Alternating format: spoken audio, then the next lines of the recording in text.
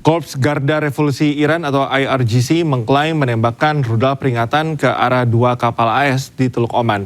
Pasukan militer Iran memaksa kapal atau kedua kapal perusak AS untuk meninggalkan wilayah tersebut.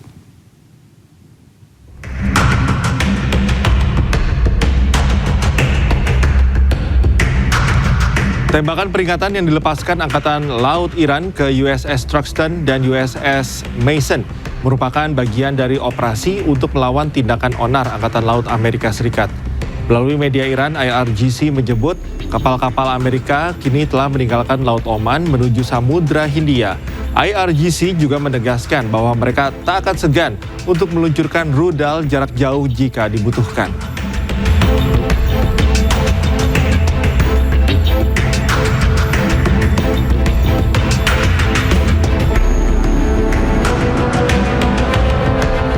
Direktur Jenderal Badan Energi Atom Internasional Rafael Grossi menyebut Amerika Serikat dan Iran semakin dekat mencapai kesepakatan terkait isu nuklir.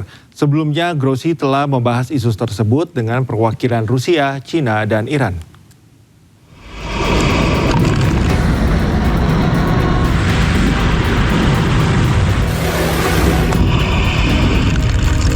Di tengah ketegangan atau perang di Timur Tengah yang masih belum mereda, Direktur Jenderal Badan Energi Atom Internasional Rafael Grossi menyebut Amerika Serikat dan Iran semakin dekat mencapai kesepakatan terkait isu nuklir.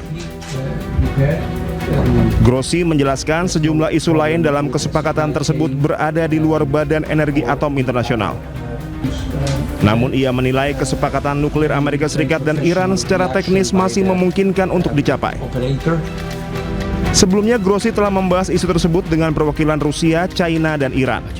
Pertemuan tersebut bertujuan menegaskan pendekatan dasar yang akan ditempuh para pihak dalam menangani isu nuklir Iran.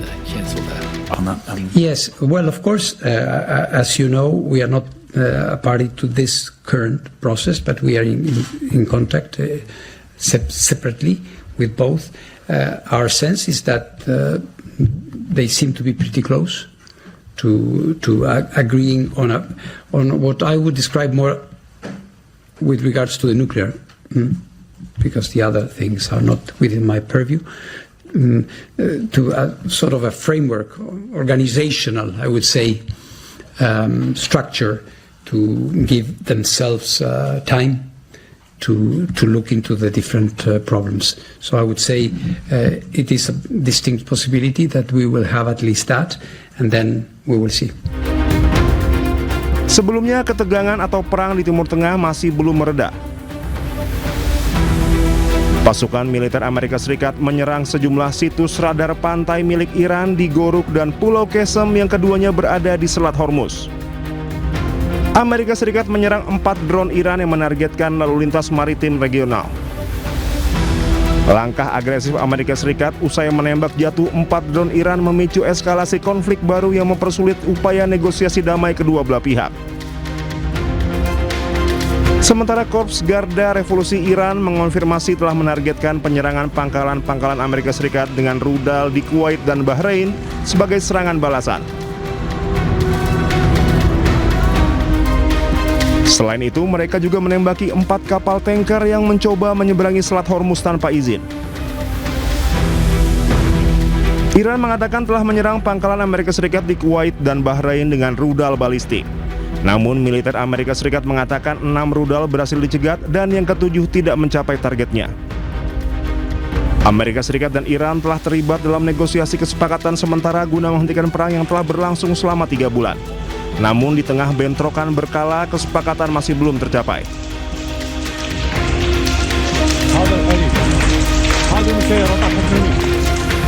Pemirsa, uranium dianggap sebagai atau menjadi pemicu perang antara Amerika Serikat, Israel, dan Iran. Tak heran, selain digunakan sebagai pembangkit listrik tenaga nuklir, uranium juga digunakan untuk senjata militer hingga keperluan medis.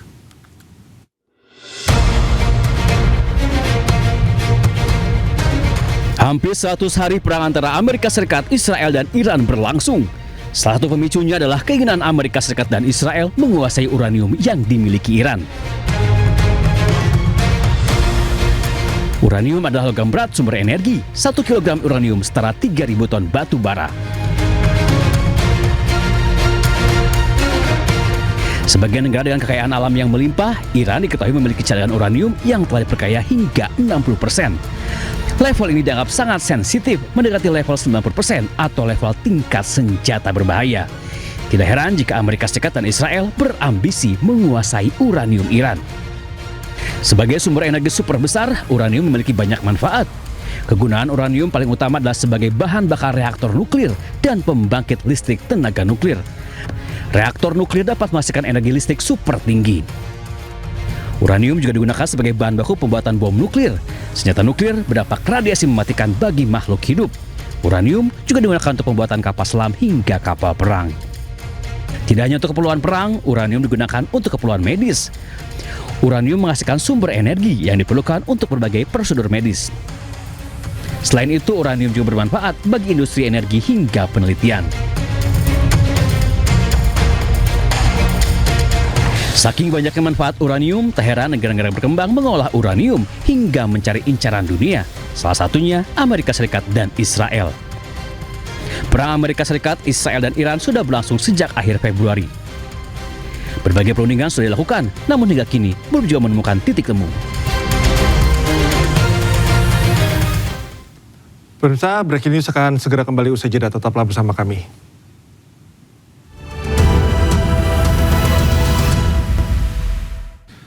Pemirsa, 100 hari perang Amerika Serikat Zionis Israel dengan Iran telah berlangsung. Serangan demi serangan dilancarkan dan terekam dalam visual.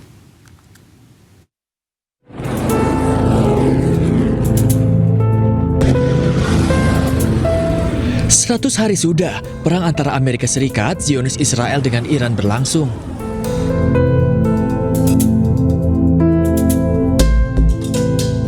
Perang ini meninggalkan banyak duka yang mendalam, bahkan sejak Amerika Serikat pertama kali melancarkan serangannya. 170 orang tewas, termasuk diantaranya anak-anak.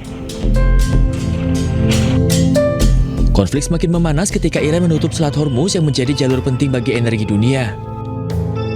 Menjawab aksi Iran, Amerika Serikat pun turut memblokade laut terhadap pelabuhan-pelabuhan Iran yang membuat situasi semakin panas.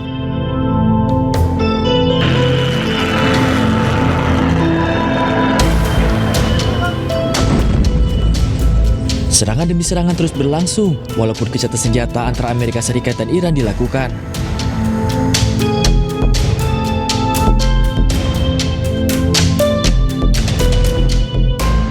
Lebih dari 3.400 orang tewas akibat konflik ini, dan hingga kini pun kesepakatan antara Amerika Serikat dan Iran belum juga menemui titik terang.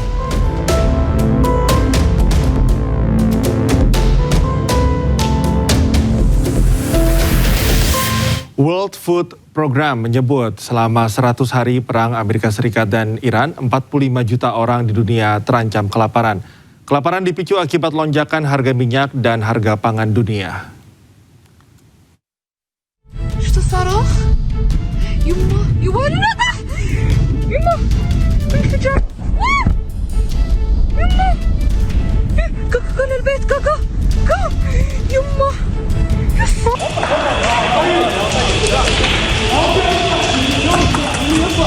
Sudah 100 hari perang antara Amerika, Israel, dan Iran berlangsung. Tidak hanya menelan ribuan nyawa warga sipil, perang juga berdampak pada melonjaknya harga minyak dunia yang berdampak pada kenaikan harga pangan dunia. Akibatnya puluhan juta orang di dunia terancam kelaparan. Pada Maret lalu, Program Pangan Dunia atau World Food Program memprediksi jika perang berlanjut hingga hari ke-100, maka sekitar 45 juta orang di seluruh dunia akan mengalami kelaparan. Direktur Layanan Analisis Pangan dan Gizi World Food Program, Jen Martin menyebut, kini setelah perang memasuki hari ke-100, prediksi itu terbukti 45 juta warga dunia alami krisis pangan dan kelaparan.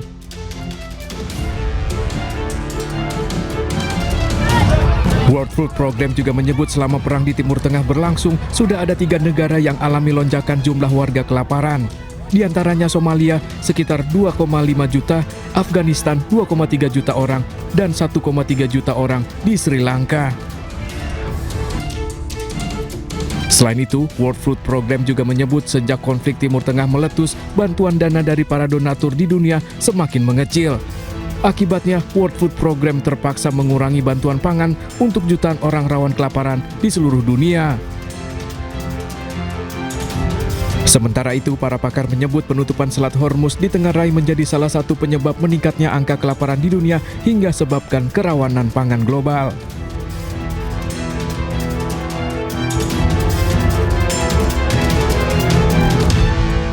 Harga beras di sejumlah pasar tradisional di Purwakarta, Jawa Barat pada Sabtu pagi melambung di atas harga eceran tertinggi yang ditetapkan oleh pemerintah.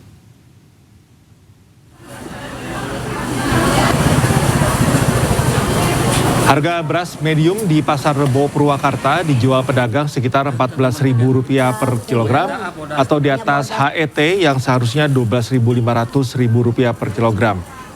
Sementara beras premium dijual sekitar Rp16.000 per kilogram dari sebelumnya Rp14.000. Lalu beras ketan dijual di kisaran Rp22.000 per kilogram yang sebelumnya seharga Rp15.000 per kilogram. Akibat mahalnya harga beras, omset penjualan para pedagang menurun hingga 40% dari saat harga normal. Terkait hal ini, pedagang dan konsumen berharap harga kebutuhan pokok stabil. Terlebih pelemahan nilai tukar rupiah terhadap dolar Amerika Serikat yang menyebabkan kenaikan harga dan menurunnya daya beli masyarakat.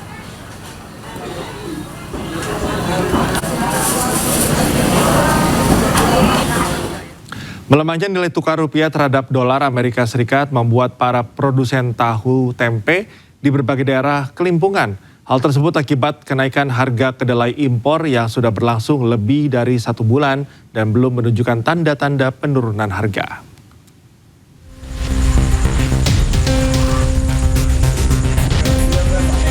Membengkaknya biaya produksi tahu dan tempe, dampak naiknya harga kedelai impor serta mahalnya harga plastik pembungkus mendorong para produsen tahu tempe di Kota Tegal, Jawa Tengah menaikkan harga jual dagangannya. Salah satu produsen tempe di Kelurahan Debongwotan, Kota Tegal juga mengurangi ukuran tempe dari sebelumnya 1 potong tempe seberat 1 kg, kini menjadi kurang dari 1 kg. Kemudian harga jual yang semulanya Rp10.000 menjadi Rp13.000. Dalam sebulan terakhir, harga kedelai sudah 2 kali mengalami kenaikan dari sebelumnya Rp9.000 per kilogram menjadi Rp10.400 per kilogram.